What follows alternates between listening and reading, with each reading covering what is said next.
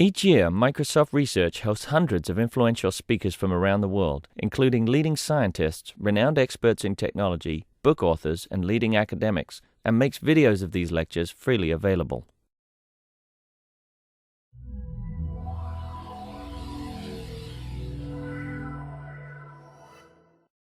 So today we're very happy to have Jens Groth visiting us from University College London. Jens is an expert in zero-knowledge proofs, so he's also done work on ring signatures and group signatures and electronic voting. And today he's going to tell us about pairing-based, non-interactive zero-knowledge proofs.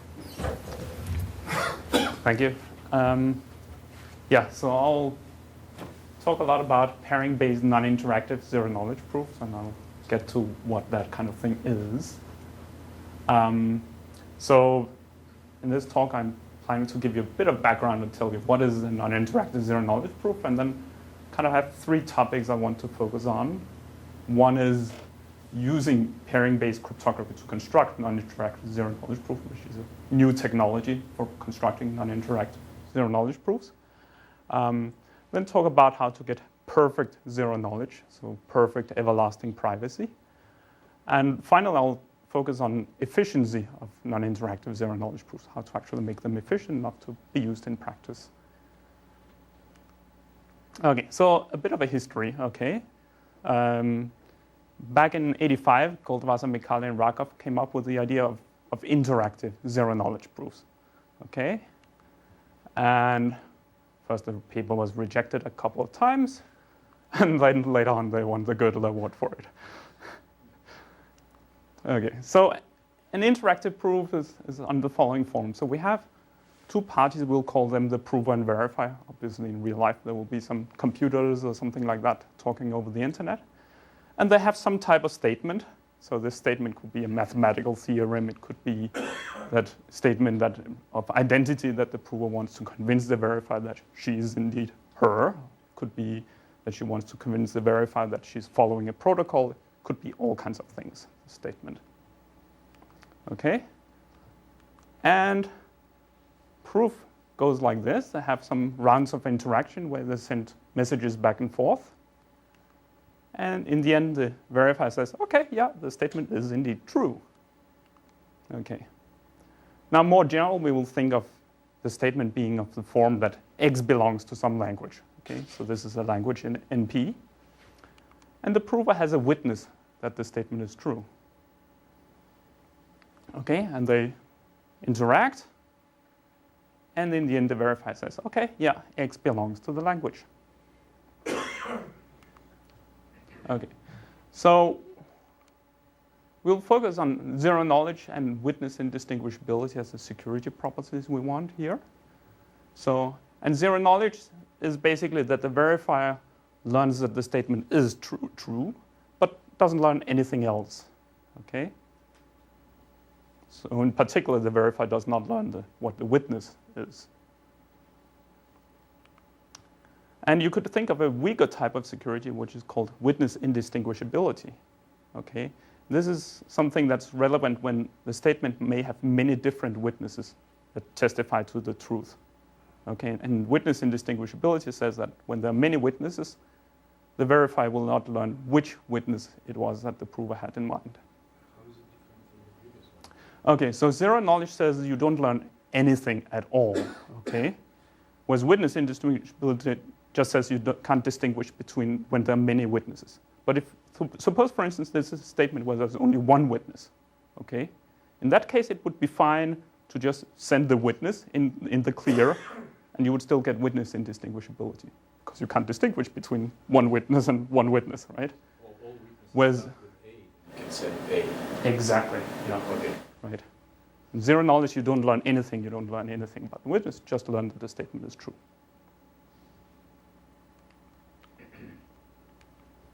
Okay.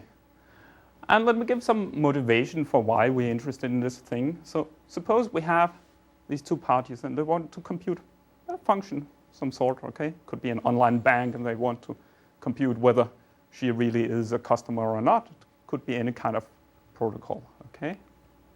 So they both have an input. They go through with this protocol for computing the function and get out an output, okay? And now at some point, the verifier says, okay, but hey, I don't trust you. How do I know that you followed the protocol? Okay, and okay, and she says, yes, I followed the protocol, but I don't want to show you my inputs, right? That would, of course, be one way to convince the verifier that you follow the protocol, just reveal all inputs, but that might be bank statements, might be health data, and so forth. She doesn't want to reveal that. And the solution here is to give a zero-knowledge proof, right? So it's really kind of a general tool you can use in lots and lots of security applications. Whenever you want to verify something and at the same time have some level of privacy, then zero-knowledge proofs is the tool to use. The witness presumably is the secret input. Witness is right. What the input was. It really depends on the kind of application, whether you can use witness indistinguishability or not. So again, in case that there were many different ways, many different inputs you could have to the function, for instance, that would give the same output, then witness indistinguishability would give you that it would not be possible to distinguish which one of them it was that she used, right?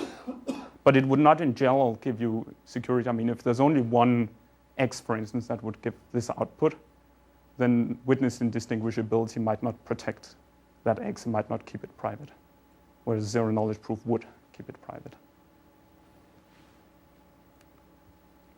Okay, so verify's happy. Oh, she did follow the protocol, and she's happy because she didn't reveal anything. Okay, so let's continue the history. Okay, so they introduced interactive zero-knowledge proofs, but there are lots of interactions that are non-interactive in nature, right? Whenever you just compute something locally and attach it to an email, that's basically, there's no interaction. You just compute everything locally, and then you send it off, and you go to sleep, and hopefully some later point in time, the other recipient will pick it up. Okay, so there's no interaction, okay? Examples in cryptography would be digital signatures, encryption, and so forth. Okay, and in those cases, it's nice to have zero-knowledge proofs as well, okay? So Bloom, Feldman, and Micali introduced non-interactive zero-knowledge proof. That came shortly after interactive zero-knowledge proofs were introduced. Okay, so it's more or less the same, right? You have a statement, the prover has a witness, okay? But now it's just one message to the proof. There's no interaction here. So this is the kind of thing you could attach to whatever digital signature in ciphertext or whatever you would want to send by email or some other non-interactive way. Okay. And again, we have the property of zero knowledge, that the verifier learns nothing but the truth of the statement. And we could have the WIGO, witness indistinguishability, that the verifier does not learn which witness the prover had in mind. It's not exactly that it learns nothing, it learns a proof. That is a very good point, yeah.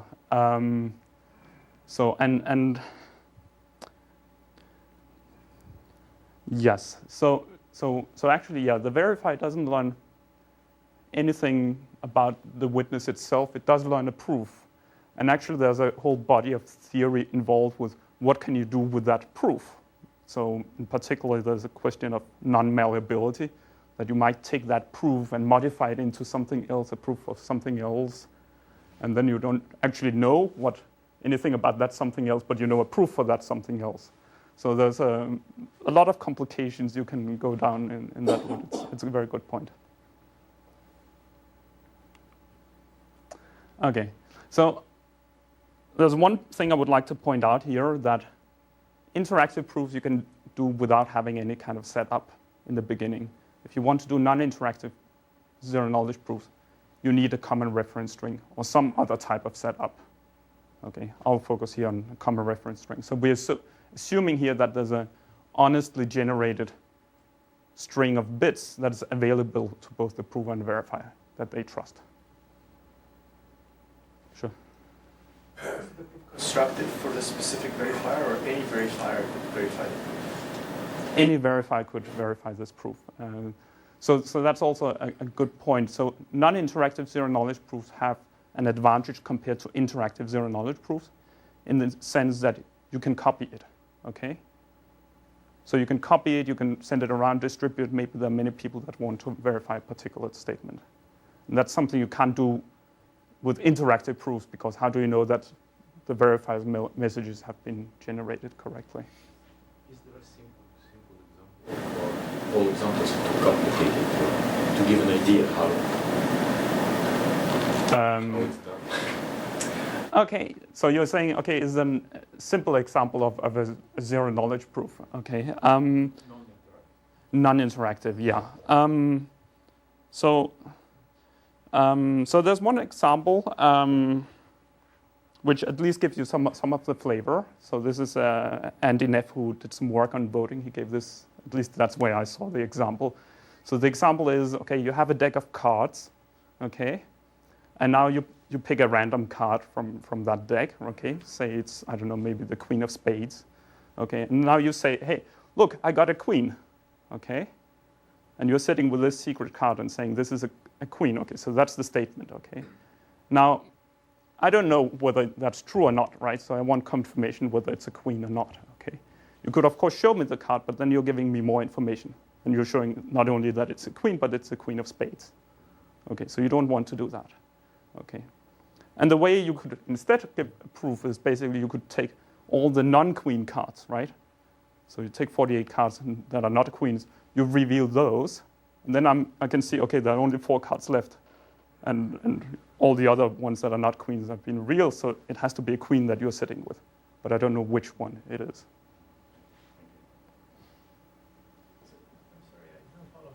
How do you know he has the Queen of Spades? So I don't know that he has the Queen of Spades. His statement is just, I have a queen. His statement was, I have a queen. Yeah. And the problem is, how do you show that without revealing that it's the Queen of Spades?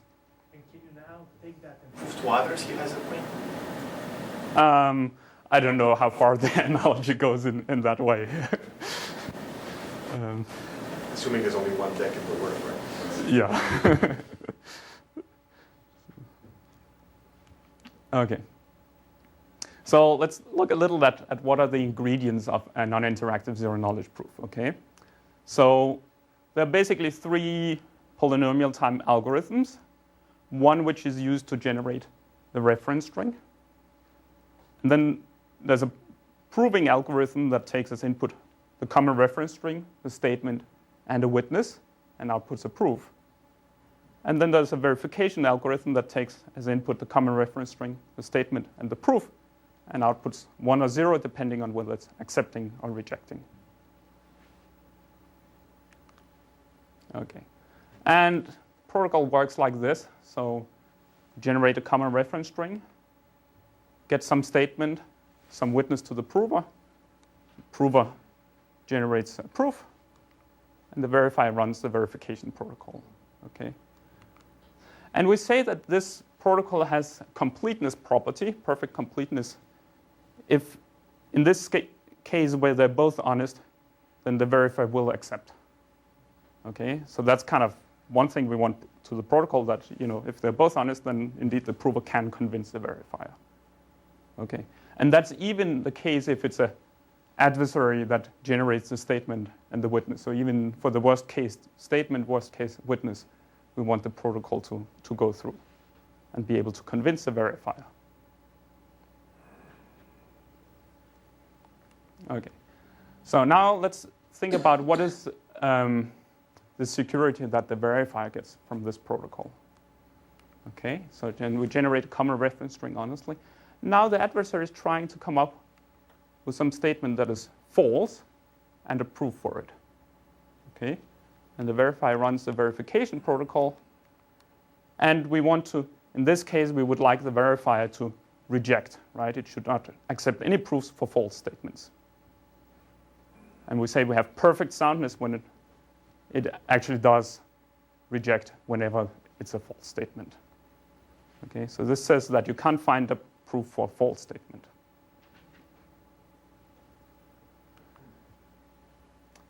Okay, witness indistinguishability is defined as follows. We generate the common reference string.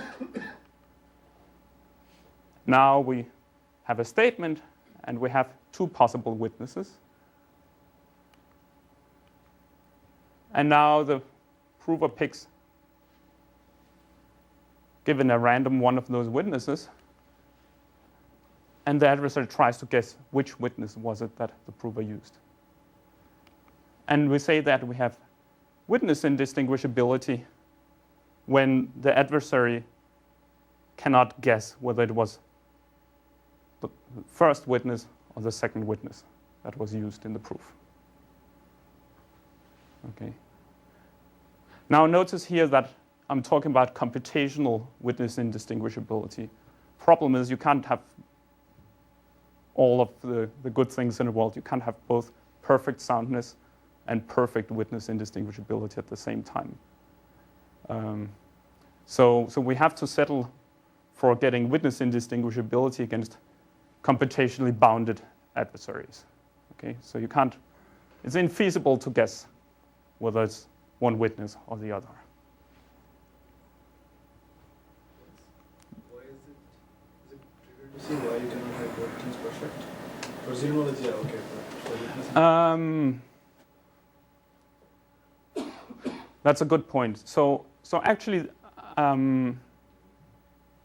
yes, I should. So So you could actually imagine that you could have perfect witness indistinguishability and perfect soundness at the same time. Yeah. I'm surprised you can get perfect soundness. That's probability zero of cheating, because you need a common random reference string. And if you gamble on the reference string being all zeros, right? It's no longer random, and with some probability you can get through. That's a really good point. So notice here I'm talking about a common reference string, not a random string. And actually in the construction I'm going to talk about here, it will not be completely random. It will have a particular distribution. So that's why you get perfect soundness. Because otherwise it's true, yeah, you could kind of guess something for where you could simulate and then you could cheat, yeah. In the card example, you have both perfect soundness and perfect witness indistinguishability. No, so what I'll get is a perfect soundness. In the example with Okay. Queen of Spades. Yeah, I suppose so, yeah.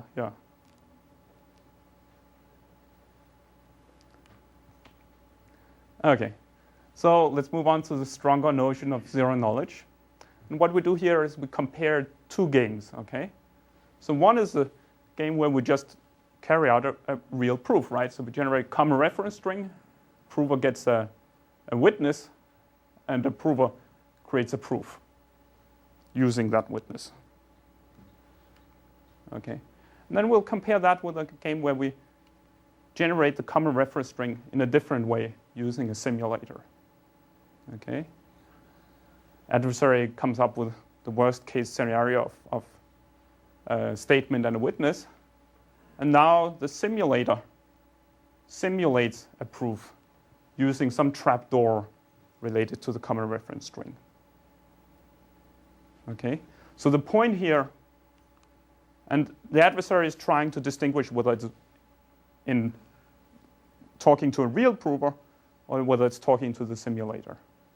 And we say that we have zero knowledge if the adversary cannot guess whether it's talking to a real prover or a simulator. Okay, so the point is, why does this capture the notion of zero knowledge? Well, because the simulator doesn't use the witness at all, right? So hence this simulator has no knowledge of what the witness is and cannot convey any such knowledge in its simulated proofs.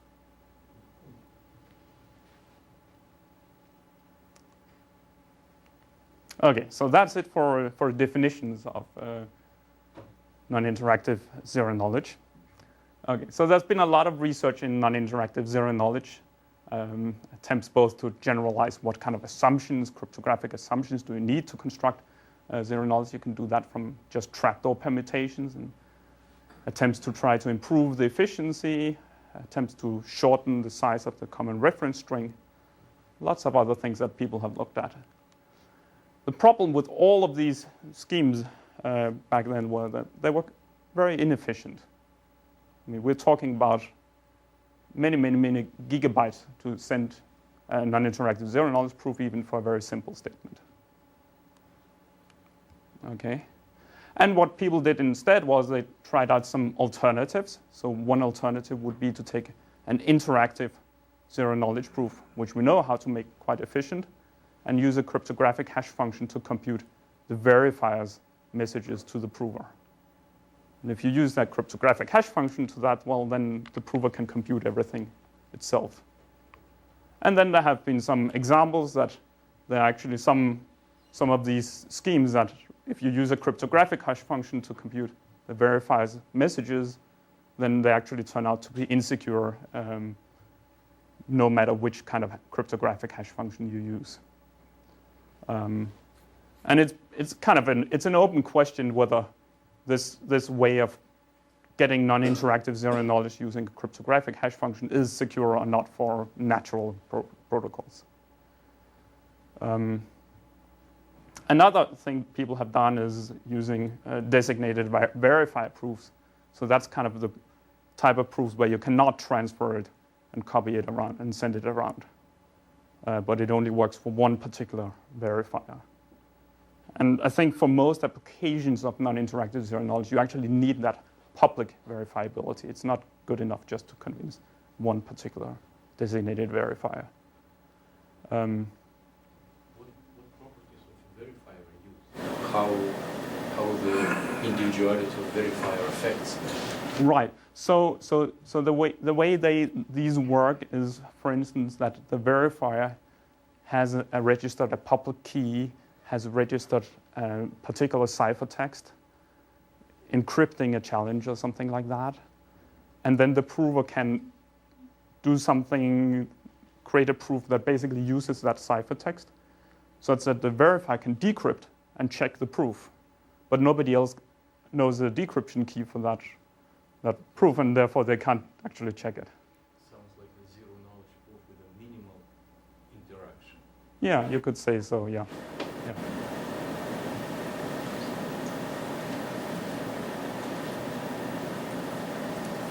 Okay, so these are some of the results I've had together with Raphael Strovsky and Amit Sahai. So one thing is to give efficient non-interactive zero-knowledge proofs, something that doesn't require gigabytes to transmit. Another result we have is to get perfect zero knowledge instead of just having computational zero knowledge. So this is nice because it gives you everlasting privacy. It actually remains zero knowledge no matter how far into the future and what kind of computational advantage there might be, quantum computers and so forth we could imagine. Okay, so it's nice to have zero knowledge that is not based on any cryptographic assumption. We've tried to eliminate the use of the common reference strings, and it turns out that you can't get zero knowledge in that setting, but you can actually get non-interactive witness indistinguishable proofs without any setup. We worked on getting universal composability, so this means that not only is it non-interactive zero knowledge in standalone setting, but it's actually non-interactive zero knowledge even when you plug it in with any other types of protocols that are running concurrently. And well, some very recent work, even more efficient non-interactive zero knowledge proofs.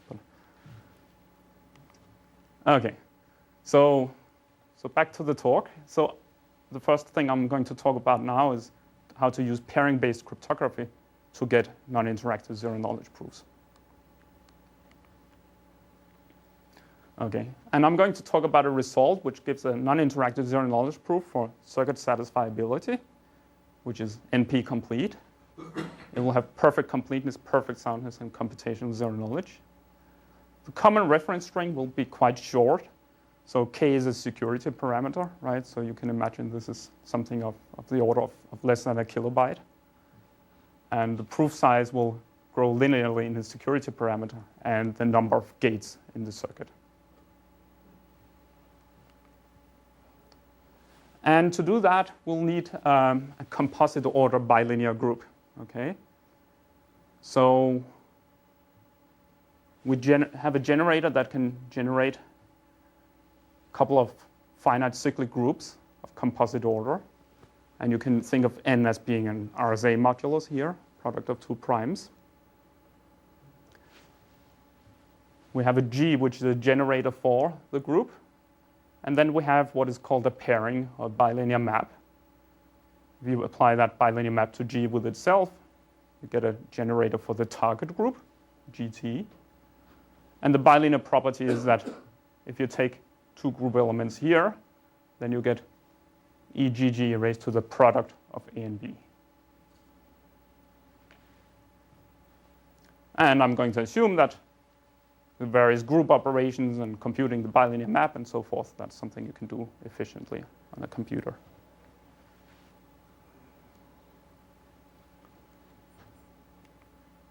Okay, and I'm going to make a computational assumption here, which is that if we have an element H, then it's hard to decide whether H has order Q, so it basically just generates a subgroup of G, or whether it has full order and generates all of G.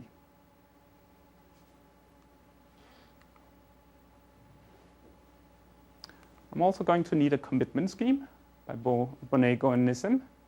So their commitment scheme works as follows. The public key is G and H, where H has order Q and G has order N. And to commit to an element A, we compute G to the A and H to the R, where R is picked at random.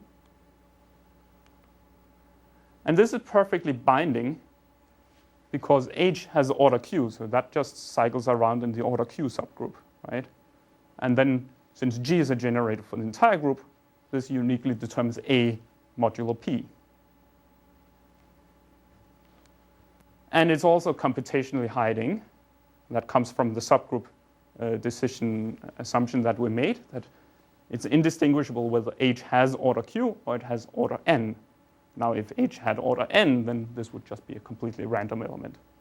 Yes? If you raise H to the power Q, it's not that expensive. You get one if it's an order Q. You get something else if it is order N. So where's the... Right, so, okay, so...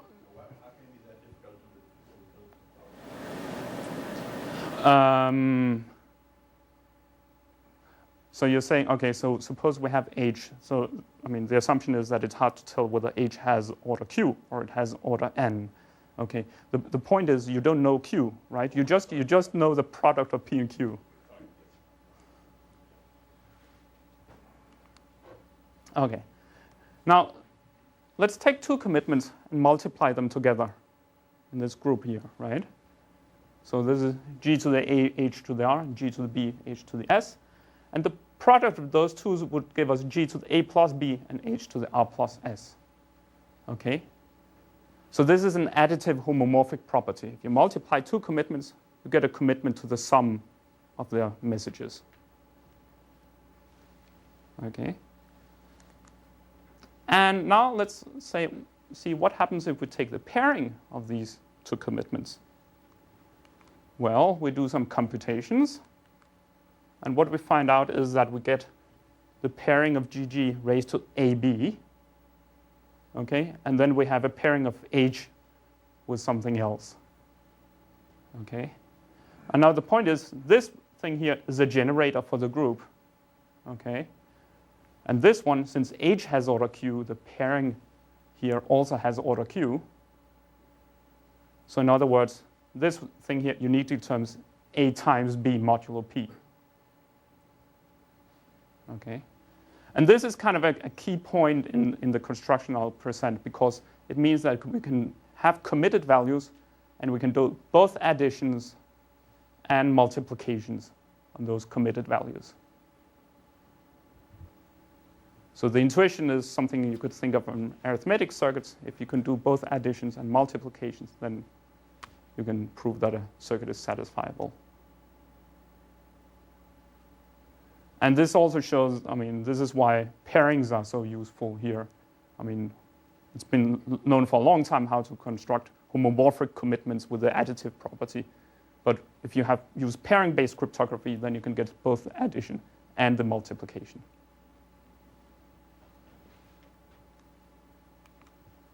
Okay, So the proof itself is quite simple. So let's look at an example of a circuit.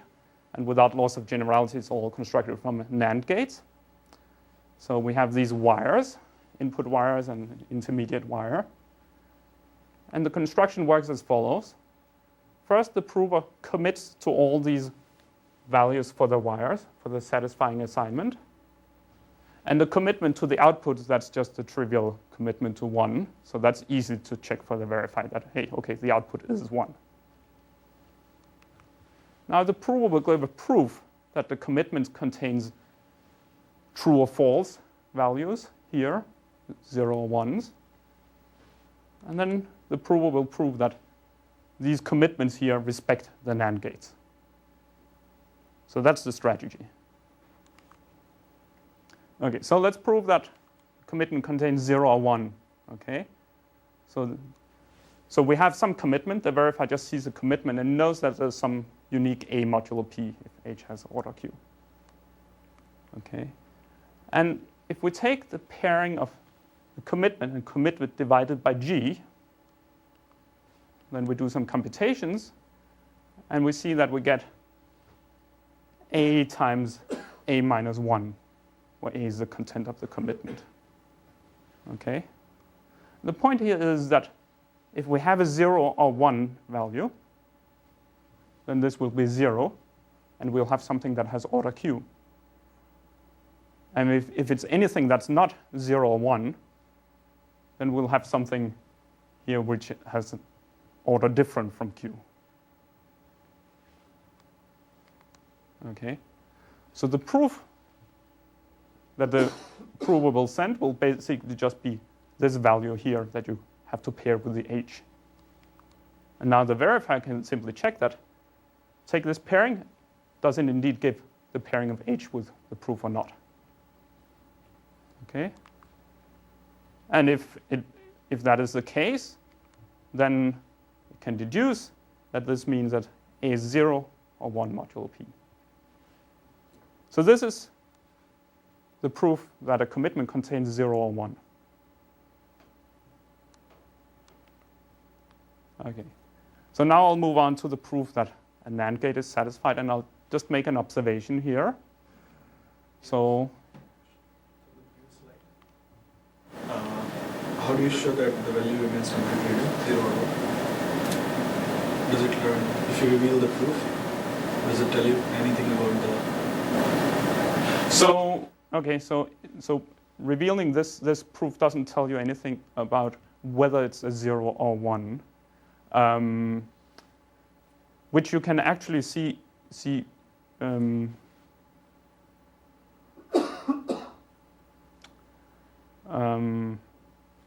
yeah, so this proof here is going to be witness indistinguishable. Okay, and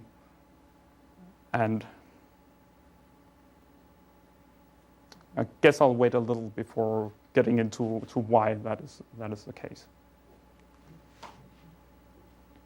So for now, let's just focus on getting the soundness right. Okay. Okay. So just by inspection on this table here, you get that B2 is the NAND of B0 and B1 if and only if this simple linear equation is satisfied. Okay. And now let's look at these commitments here, where we wish to prove that the last one contains the NAND of the first 2 committed bits. Okay. And if we compute this product here, then using the homomorphic properties, we actually get exactly this type of sum of the committed values, right? And now we just need to prove that this contains 0 or 1, and then we know that the last value is the NAND of the 2 first values. Okay? And this is something that we already know how to do, how to prove that something is 0 or 1, so we just reduced it to the previous proof. Okay. So now we're done. This is the construction. Okay, so commit to the wires. Make sure that the output commitment is trivial, so it's easy to check that it's a 1. give proofs that each of the wires is 0 and 1, give proofs that each of the NAND gates are respected by the committed values. And the complexity of this proof, well, the common reference string is very short because you basically just have to describe this bilinear group and how to make the commitments. And the proof size, well, you need to make commitments for each of the values in the wires. You need to give a proof for each of the wires. So that's 2 times the wires. And then you need to give a proof for each of the gates. So you get the number of gates. So that's basically 2 times the number of wire plus the number of gates is the number of group elements in the proof. Okay, now let me briefly argue why this is zero knowledge. The point is that it's hard to distinguish whether H has order Q or has order N. And what we do to get zero knowledge, the simulator chooses H instead such that it has order N. Okay? And now since it has order N, it means that the commitments are perfectly hiding. Okay? So if we have commitment to 0, it might as well be a commitment to 1. We don't know. And actually, the prover the simulator can construct these commitments such that it can open them to any value that it wants to. So a simulated proof works like this. Just commit to all zeros. Okay. Run the protocol from before to prove that the committed values are 0 and 1s. That works just as it does when H has order Q. And then simulate these proofs here simply just by opening the outputs to the NANDs and then running the protocol from before. And that's it. That's how you simulate proofs for this non-interactive zero-knowledge proof.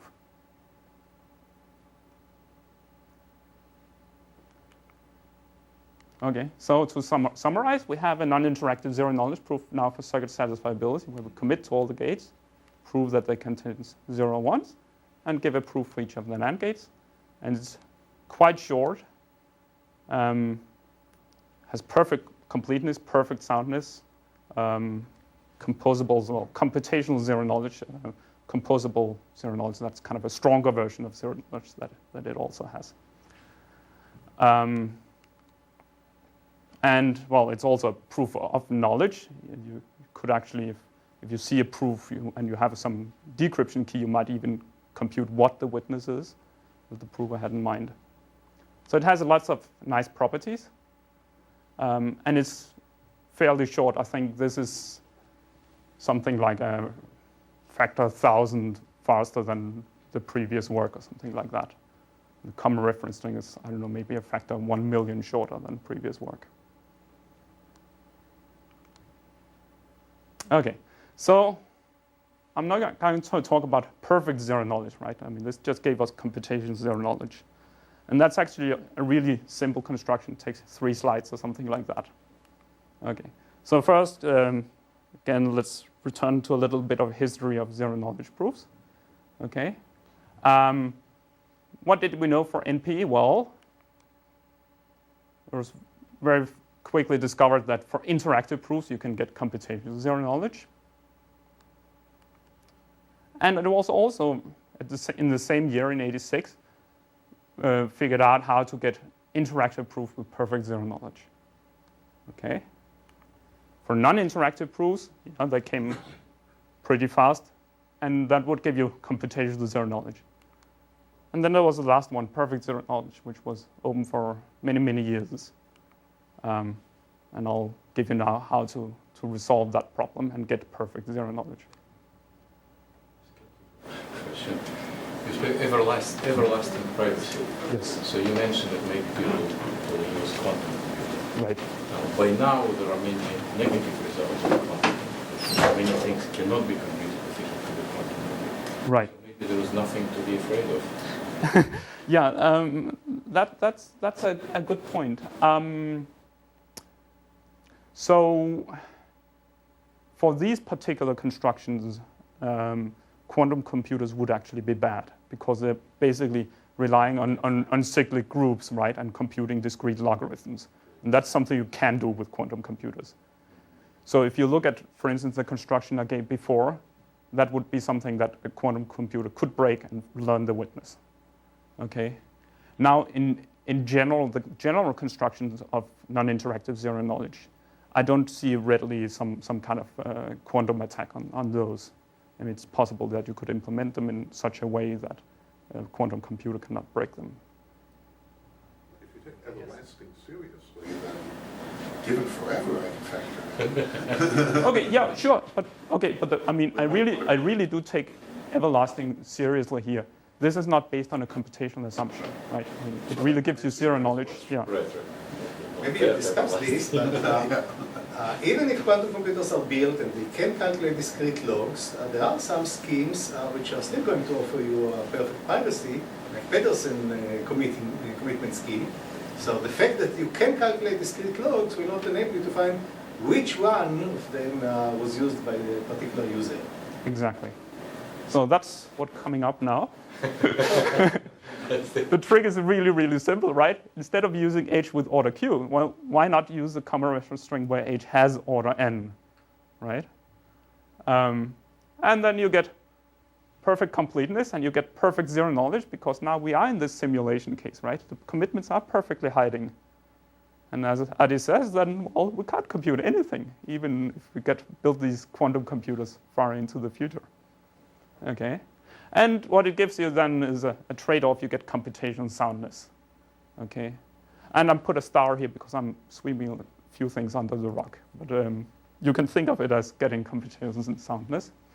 And I think actually, for practical purposes, there are cases where this is a good trade-off, right? I mean, you kind of have to trade. Do you want perfect soundness and computational zero knowledge, or do you want perfect zero knowledge and computational soundness? And I think in many applications, when you send proofs, that's something that will be verified here and now. I mean, within the next couple of days or weeks or something like that. So there you only need a cryptographic assumption that holds for a short time, right? Whereas you could imagine that, well, an adversary stores those, and then later on when quantum computers come around, then tries to extract some information from the zero knowledge proof. And that's nice to have perfect zero knowledge that lasts way into the future. But by then we'll all be dead. Yeah. But I mean, you have examples of things where you want to protect data a long time into the future, right? Census data and things like that. Yeah. So what's the difference between composable and computational? Okay, composable zero knowledge is a stronger form of zero knowledge. It says that basically you cannot distinguish a simulated common reference string from a real common reference string. That's computational. But once you have a simulation common reference string, then there's perfect zero knowledge on that one. Okay? Whereas the standard definition of computational zero knowledge basically just says that you can't distinguish between a real reference string, a real proof, and a simulated reference string, and simulated proof. So, and it turns out that it has some, in the design of cryptographic protocols, it has some advantages. It's simply conceptually simple that you only have to do computational indistinguishability at one point, namely when you shift the common reference string.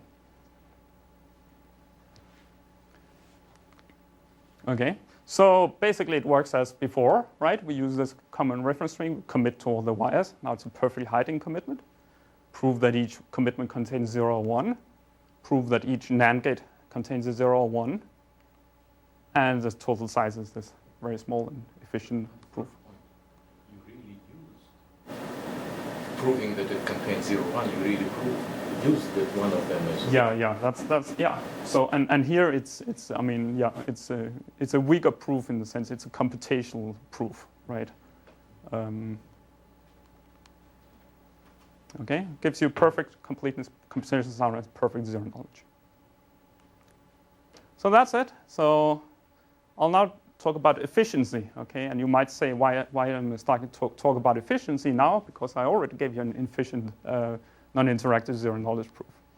Okay, and the reason is that there's really a question: what kind of language is it that you're looking at, right? What I gave you was an efficient non-interactive zero knowledge proof for circuit satisfiability. But in real life, when you're designing cryptographic protocols, you don't really want to use circuit satisfiability. You want to prove things very concretely about the cryptography that you're using, right? So you want to say that, hey, we have a ciphertext, it contains a signature and a message. And you could go through an NP reduction and create a circuit that corresponds to that, but that would give you a blow up in the size of the circuit that you have to prove and make it inefficient. So what you really want is something that's more direct and goes directly to the kind of statements that you use in cryptography.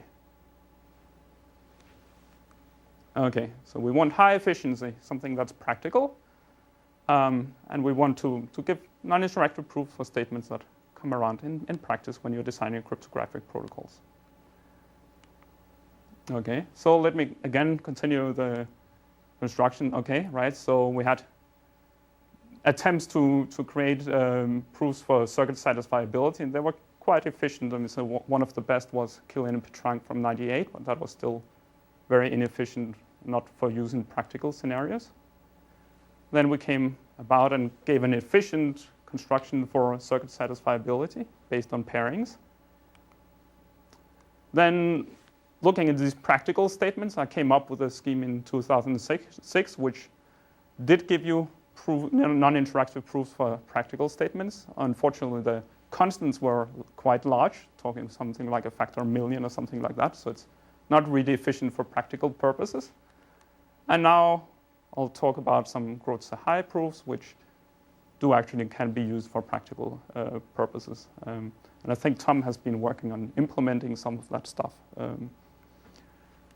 Okay, so the idea is that we want to look at bilinear groups, right, that we constructed these proofs for. And there's lots of cryptography going on using pairing-based cryptography. Okay, so let's look at what kind of constructions would cryptographic designer make in bilinear groups, okay? So, and we could imagine constructions where you add or multiply exponents over some field, so let's say module n. You could imagine doing exponentiations of group elements. And you could imagine doing pairings of various group elements, okay? And in those constructions, some of the values might be public and some of them might be secret, okay? So we have some cryptographic protocol, and now there's somebody coming along and is interested, are those values actually correct, right? And that verifier does not know some of the secret values, okay? And the idea is that for such constructions, we want to be able to give short, non-interactive zero-knowledge proof. Okay. So more generally, if you look at cryptographic constructions over bilinear groups, you can have public exponents, you can have public group elements, you can have secret exponents, secret group elements. Okay. And you can do additions and multiplications of exponents. You can do multiplications in the group. You can do multiplications in the target group, and you can use a bilinear map. Those are the operations that are available to the protocol designer. And the goal is that we want to give non-interactive proofs for correctness of these kind of bilinear group constructions. So, question. Yeah. You want to prove that a certain construction was carried out according to the specification of the protocol. Right. Now, there is a problem of whether you are committed or not committed to the inputs. Because maybe I'm given a particular set of inputs x, y, and I'm proving to you that I followed the protocol exactly, except that the proof involves x prime, y prime, which has nothing to do with my real values. Yeah. So does your proof also include any reference to the issue of you having some commitment, advanced commitment for me, and you want to check that I constructed it with respect to those committed values? Right. So you can go both ways.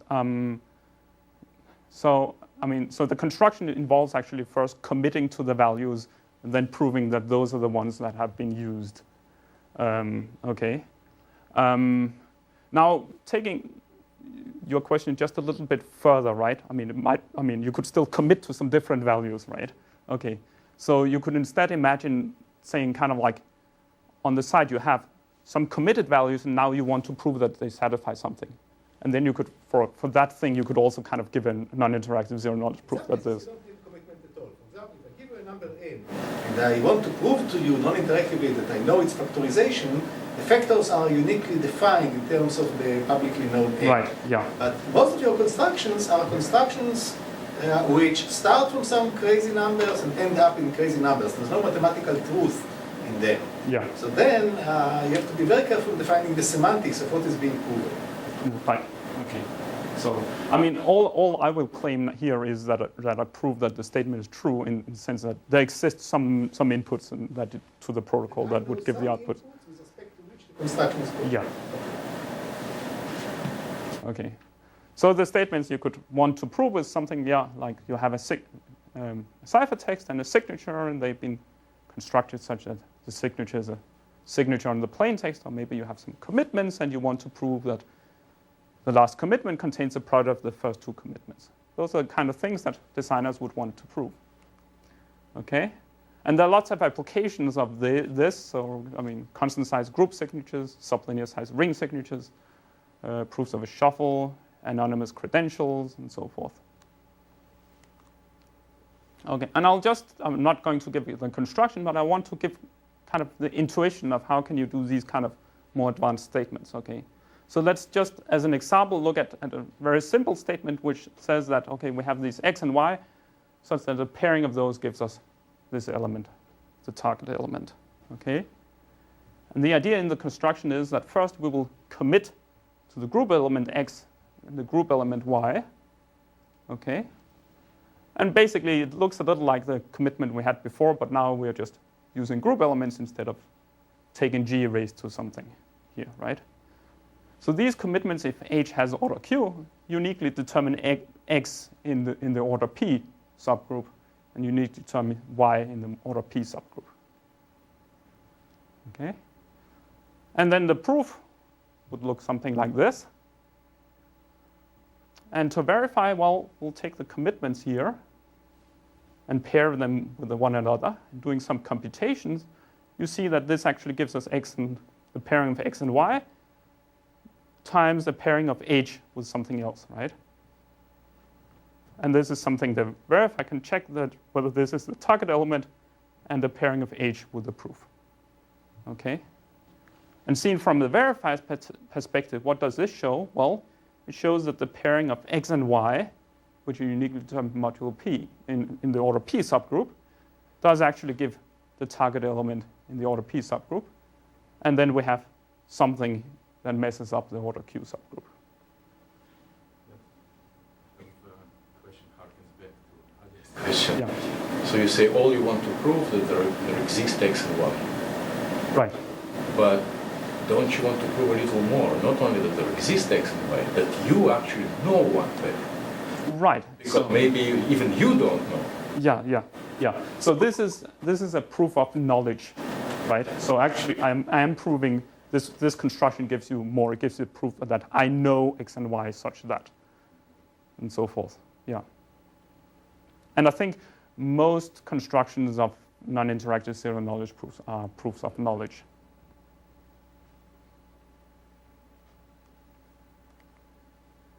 Okay. Now, more generally, what one can do is use this technique where you commit to variables in the groups, you commit to variables in Zn when you want to prove that you have made some construction. And then you could have various types of equations over these things. So you could have equations that just involve exponents, and basically you can build that from quadratic equations over the exponents. And you can give proofs for those. And you can have constructions that involve exponentiations. So it involves both group elements and exponents. And you can give proofs for those. And then you can have statements that involve pairings of group elements, and you can give proofs for those. So more generally, we would look at some kind of statement which contains a number of equations, quadratic equations of exponents, multi-exponentiations, and pairing products. And now we can use this construction where we first commit to the variable, and then we give proof for each equation, that those committed values satisfy those equations.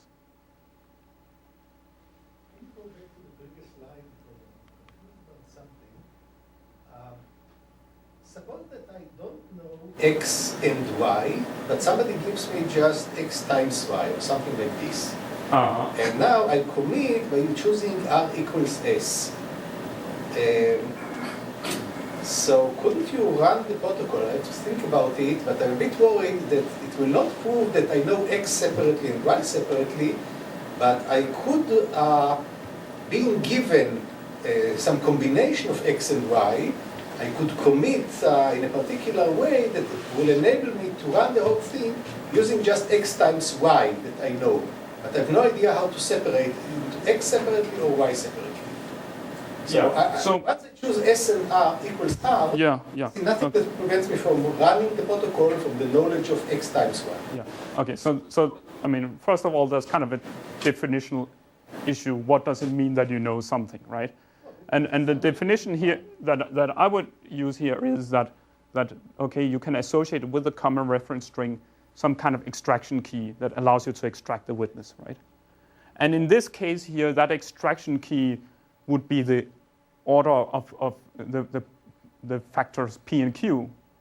So, and if you have P and Q, you can raise this to Q and you can kill off the H element because it has order Q. And you're left with the X raised to Q, and then you can raise with Q inverse and modulo P, and you can get out the X in the order P subgroup. And the same thing with the Y, you can get that out. So you can actually extract X and Y from the proof. But what prevents me from running the whole calculation from X times Y if I, as the prover, choose S equals R? How do you recommend this? I mean, the question is whether I give you the commitments or the commitments were calculated by someone other than the prover who chose arbitrary R and S. That's a big good. Okay. I want to prove to you my knowledge of X and Y, and commit to a version of X and commit to a version of Y. Yeah. Then I can. Okay. So actually, I think Melissa could answer that question because she was involved in a very nice paper, this crypto, about re-randomizable proofs. So you can actually, so the construction I'm proposing here is that this is part of the proof that you send those commitments. It's part of the proof, right? So the prover creates those. No, yeah, you could do that. Okay. I mean, the only problem with you choosing R equals S is that then you would, I mean, if I know that you're doing that, then you would actually be leaking things in the proof, right? But otherwise, I mean, it's fine. You could do that if you're the prover. Okay. But so what they constructed was actually showing that, okay, suppose you're given a proof, okay, that contains, I mean, that satisfies these equations and so forth. Then you can actually re-randomize that proof, and you can do various homomorphic operations on those proofs, right? And there you could say the one that does that kind of re-randomization and so forth, well, doesn't really know the X and Y, right? I mean, that's secret stuff. So, and that, I mean, that has some nice applications as well. There's also an issue of how do you define knowledge.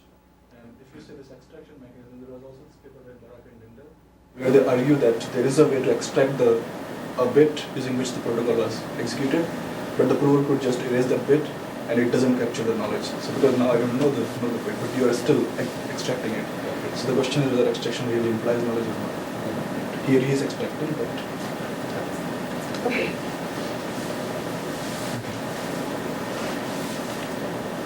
Okay, so so this gives us, well, basically non-interactive witness indistinct proof for practical statements. Okay. Now, more generally, I've talked about composite order bilinear groups, but there's nothing that says it has to be composite order, right? So more generally, we could think of finite cyclic groups where it could be prime order, it could be composite order with any number of prime factors. We could have the groups here, they could be identical, they could be different. And we can use a lot of different assumptions to construct these proofs. It doesn't have to be this distinguishment whether H has order Q or order N. It could be other types of assumptions as well. Okay. So this slide here shows the exact complexity, the size of the proof that you are going to get. Okay. So in the example I gave with the subgroup decision assumption and composite order groups, basically each variable will cost one group element. And then for each equation that you have, whether it's of exponents or exponentiation or pairings will cost one group element each. So simply using this table, you can compute exactly what will the size of the non-interactive zero-knowledge proof be. If you use the other assumptions, you're getting some different numbers. It will be different size of the proof. But still, I mean, these are small numbers, right? I mean, something that's very reasonable. And these assumptions you can use with prime order groups. You can actually choose some smaller primes. If you use composite order groups, you need to have a large composite, right? It has to be 1,000, 1,500 bits or 2,000 bits or something like that. Whereas the primes could be smaller. So even though the numbers here are larger, they might actually, in practice, be more efficient than this one. Okay. In some cases, we actually even get sublinear size proofs. So for instance, I had with Chandran and Sahai a ring signature that used this kind of non-interactive zero-knowledge proof. And there the non-interactive zero-knowledge proof was actually smaller than the statement. So final remarks, quick summary. I'm giving you some efficient non-interactive zero-knowledge proofs from statements in bilinear groups and very general use. And second main point is that it's possible to have perfect zero knowledge. And that's it. Thank you. Are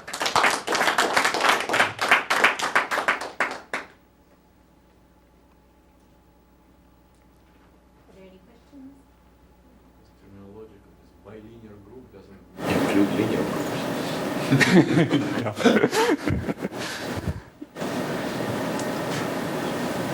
So actually, in your perfect zero knowledge proof, when you had this commitment to zero and commitments which lose just everything, do you see any way of using lossy trapper functions because they have a similar property? Yeah. That you publish is except that you don't know how to prove whether it's a commitment to zero. Yeah. We looked a little at it, and we didn't come up with anything. So I don't, at least not on top of my head, I don't see any way to use those. I mean, but we had an intuition that somehow the right things were there, but I don't know how to turn it into something useful.